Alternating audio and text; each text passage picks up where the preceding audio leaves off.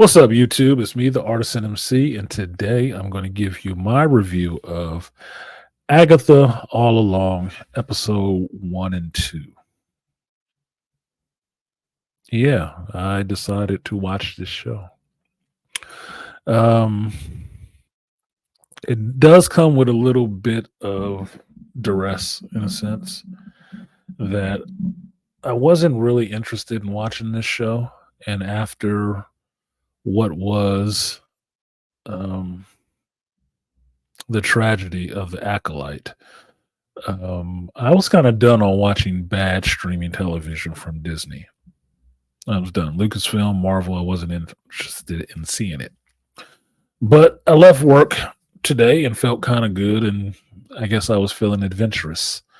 And like all Gen Xers, I like to swim against the stream and not with it. So I decided I was just going to test myself to see if I had my tolerance back up to watch what I would deem a shitty show. Now, coming into this, there were a couple of things I was looking to see in the show that made me curious.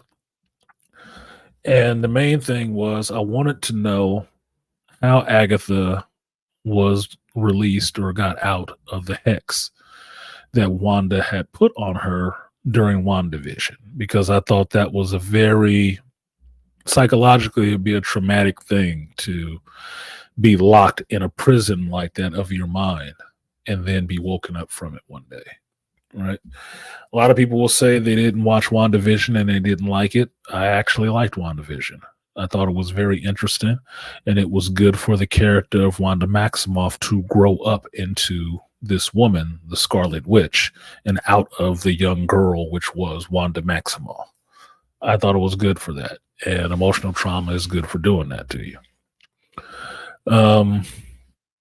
So by the end of that show, when Agatha was placed with her own personal hex on her head by the Scarlet Witch, I knew sooner or later that would have to be broken to have that character, that piece back on the board.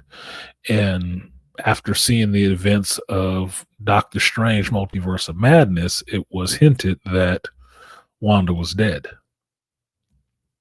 In the collapse of the temple, the Darkhold Temple, she was probably dead. Now, this show kind of picks up after that, letting you know what happened with Agatha Harkness, because she is still in Westview. She's where she was left.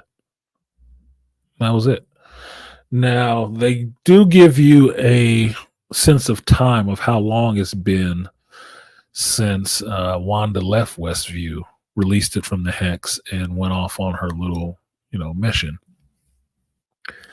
And how long Agatha has been there, imprisoned inside her own personal Hex. Now, this was interesting to find out because basically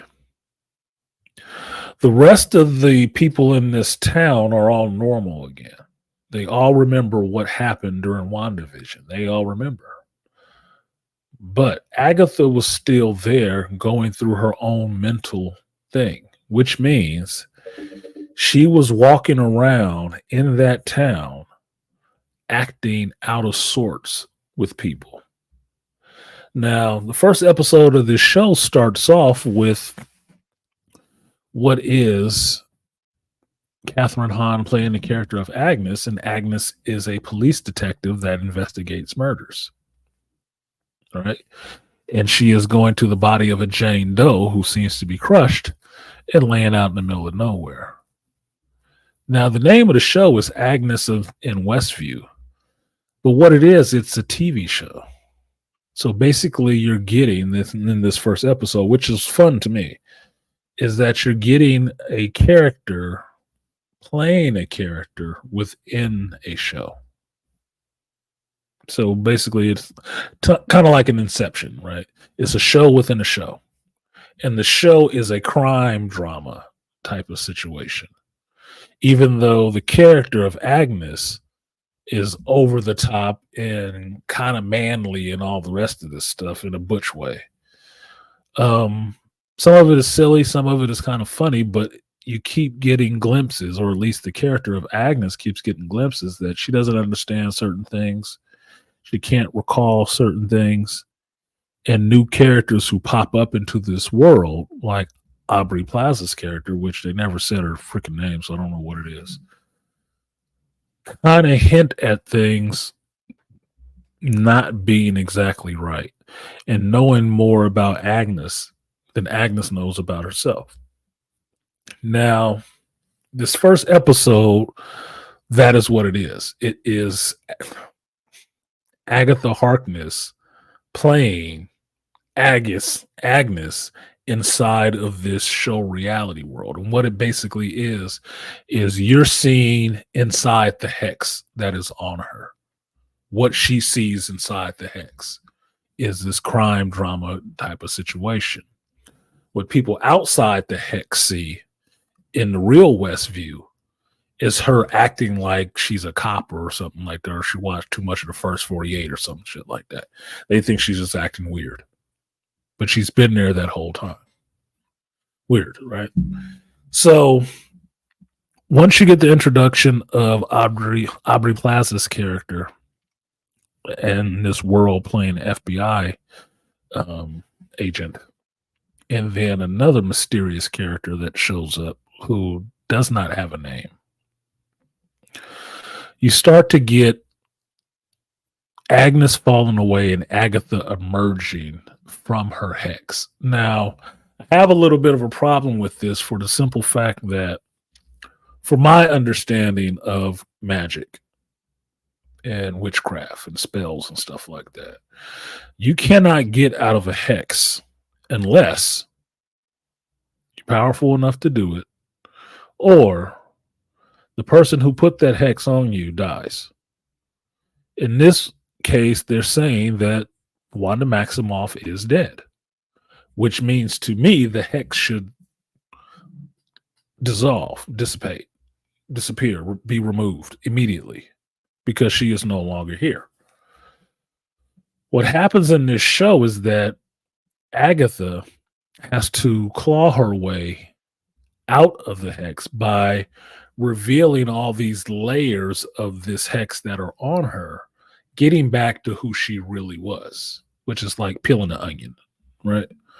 Which visually is kind of interesting because you see her go through all the costumes she had in WandaVision. So it's a callback to WandaVision. But you see her trying to emerge from all of this by stripping it all off of her, which is cool. They could have did it visually better, but they did it with a lot of, out of camera stuff, whatever the hell. It's fine. But I tend to have a little bit of problem with this in this way because once you get out of this hex and you're back into the real world of Westview, you realize Agatha does not have any powers. She has no powers anymore. So for me, if the hex did not dissolve when Wanda died, there was absolutely no way Agatha could have crawled herself out of the hex having no power. She would still be stuck, to me. Now, that's just, me being a little, I don't know, nitpicky or just imposing my own sensibilities into this shit. But I would think she would still be stuck in a hex. But regardless, you can't have a show called Agatha All Along if all along Agatha's ass is still stuck in the hex. Can't have a show that way. So she's out of the hex in the real world, bucket naked, walking out in the street and trying to find out what's going on. And that's when you find out that she's still in Westview. She has been locked in that hex for like 3 years and she understands what happened and is kind of pissed off, but she has no powers. Now, one of the characters that showed up in her Agnes, hex vision was this young boy character, a Moist Talette. Okay. And they found the most funny looking kid they could have found because this kid literally looks like a pop figure, a vinyl pop figure, live action. Ridiculous ears, overdone eyebrows and eyes and makeup. And I'm just like, this can't be a real person. This can't be. But he is. So that's what on me. Now, this character knows all about Agatha, and is kind of a fanboy. And he has come to her because he wants her to help him find the witch's road and walk the witch's road so he can have his wishes granted, so to speak. Now, Agatha doesn't really want to do it, but she sees it as a way of kind of getting her powers back.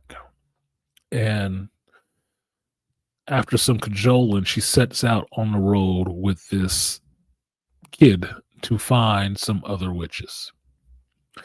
Now, this leads us into episode 2, where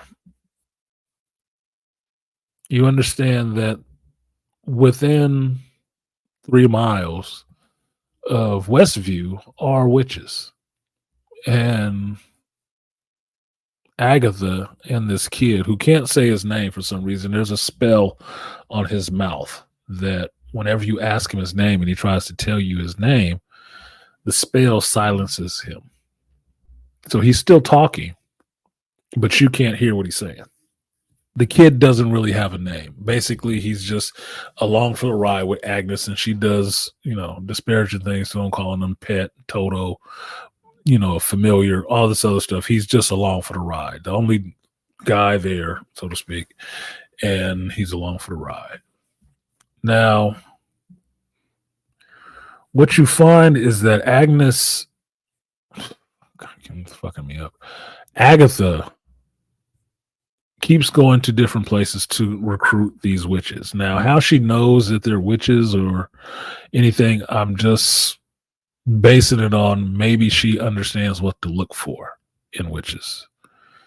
And she comes upon the first witch at a psychic palm reading kind of situation where a witch looks into a crystal ball or whatever and tells you what's going on. Well, this is a witch of divination, meaning she can tell the future, can, kind of foretell things. And Agatha kind of convinces her to go along with her on the witch's road, gives her an address, and leaves to go find other witches. Now, this goes on for 3 other beats to where you eventually end up with 2 additional witches showing up at Agatha's house later. And I'm going through this because it's not really all that deep. Once you get to the house scene, they realize they're missing one witch, and the one person that they're missing is a green witch, so to speak. And the green witch ends up being Agatha's neighbor, Mrs. Hart from Westview. Now, Mrs. Hart does not seem like she knows anything about witchcraft or anything. She's just really dense, but she's good at gardening and whatnot. So I'm waiting to see where she gets shuffled out the show and Aubrey Plaza comes back in, because I understand she's supposed to be here on this road. How she gets here on this road by herself when you can't access the witch's road without these specific witches, well, specific by the skills that they learn, right?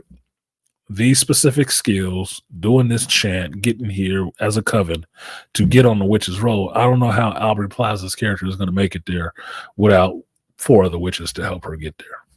I really don't know. But I guess that just remains to be seen in the show. If it holds together consistently, will be a wonder to me. Now, some of the interesting parts in this show is that they introduce some of witches lore that, far as I know, they're making up right now. I don't know everything about witches. I'm just assuming they made it up for this show, right? So that part is a bit interesting, understanding how the rules of this world, or how this magic and this coven works. Fine. That's all well and good. I'm not opposed to a new story about characters with abilities, be they magic or whatever, and you explaining this world and the rules of this world to me as you go along. I don't have a problem with that. Okay, that's fine. Agatha is a character that, although she exists in comics, this is not the Agatha from comic books. It's not. So they're making this up as they go of what's going on with this character. Now, for WandaVision, I thought the character was interesting in a sense because Agatha seems like she was a particular type of witch who could have been a mutant herself because she could absorb other witches' powers. That's how she killed her coven, which was her mother's coven. She absorbed their powers. That's kind of interesting to me, right? I don't have a problem necessarily with magic users or witches or anything like that or warlocks. I just thought it was interesting.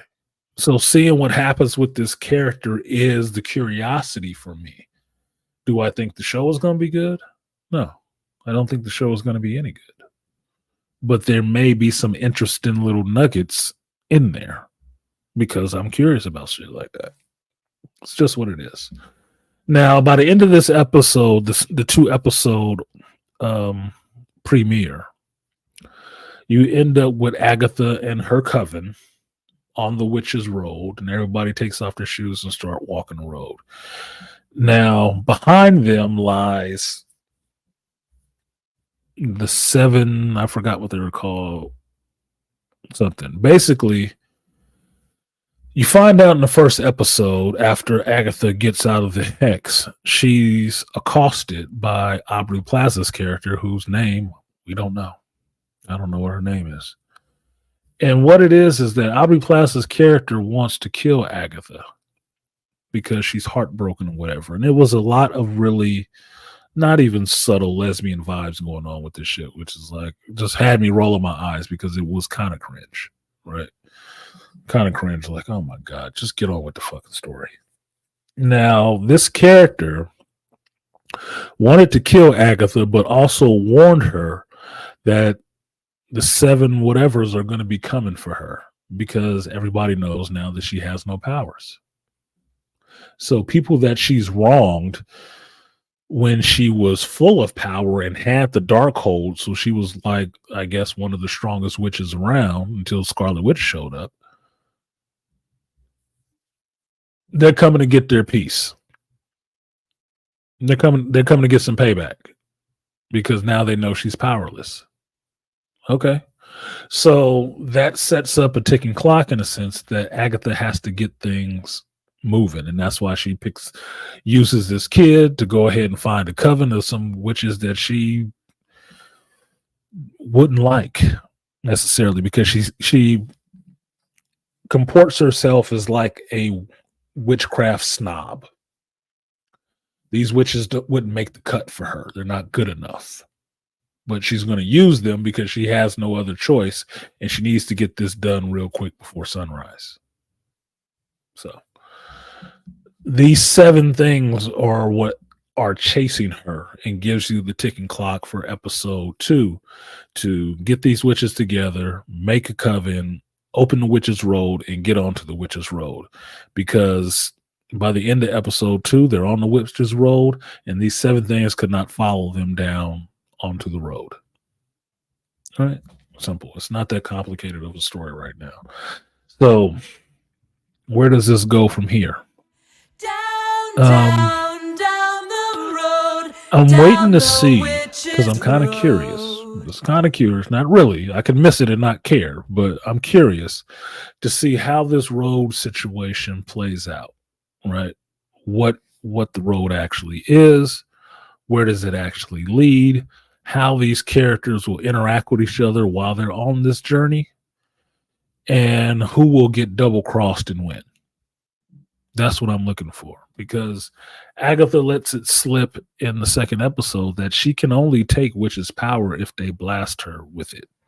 Meaning, if you hit her with your own energy, it creates a tether or connection between the 2 of you, and through that, she can siphon off your abilities. She can siphon off your magical powers. That's how it works, which is pretty interesting, which means you can kick her ass all day, but don't hit her with your magic or she can take it.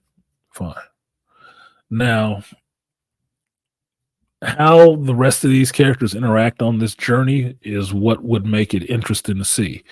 Are they extremely well written? I don't think so. I think they seem pretty simplistic. But it's 2 episodes and 1 episode with all of them together, right? The other thing is that the young boy character in this is quite annoying.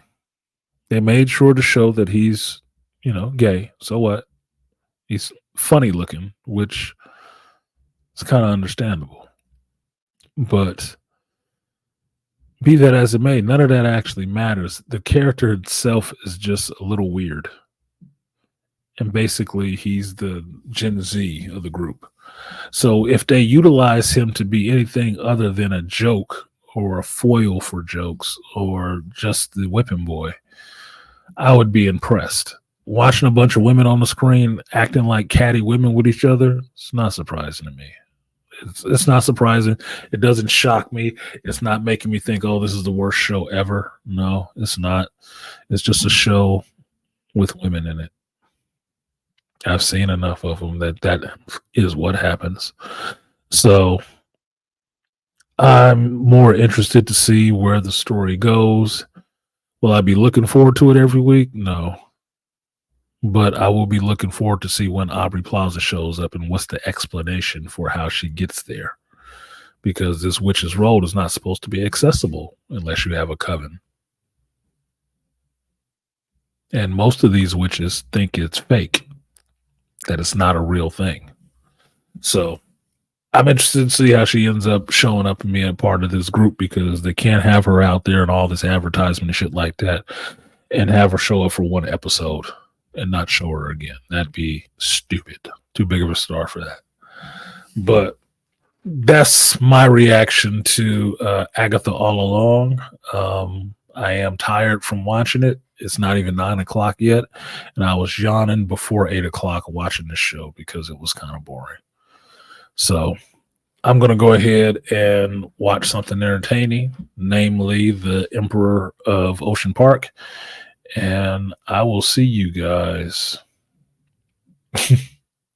the next time I want to review Agatha All Along. Peace.